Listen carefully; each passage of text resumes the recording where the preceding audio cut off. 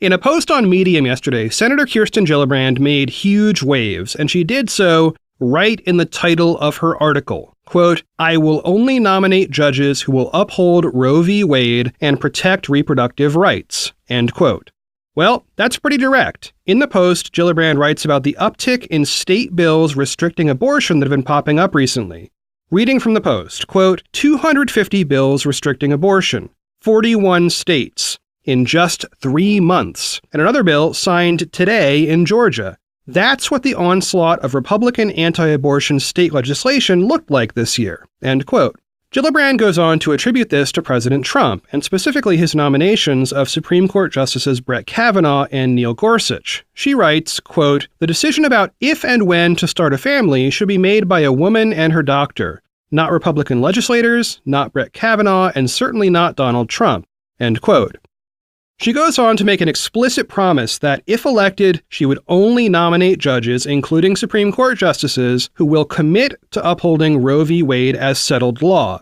She discusses her view that the current administration, along with the Republican Party in general, is actively seeking to overturn Roe v. Wade, and that all this action in the states is simply a run-up to a Supreme Court showdown coming, quote, as soon as this year, end quote.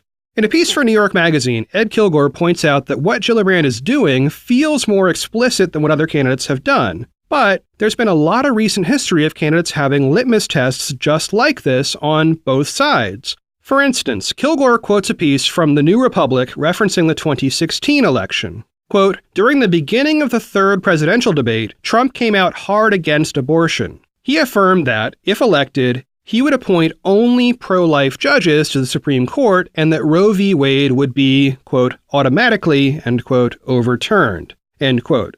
And then Kilgore points to several comments by Hillary Clinton during the same cycle. Here's one from The Hill, quote, "Speaking at a Democratic presidential forum on Wednesday night, a person in the crowd asked Clinton whether she would impose a litmus test upon potential Supreme Court justices other than on the issue of being pro-abortion.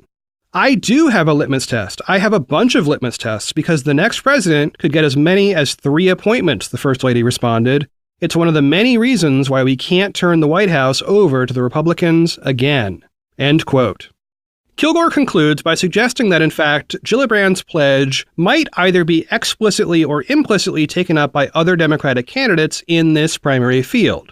He writes, quote, "In reality, nobody thinks anyone in the 2020 Democratic field, including former pro-lifers Joe Biden and Tim Ryan, would run the risk of placing anyone on the Supreme Court who would countenance a rollback of the federal constitutional right to choose.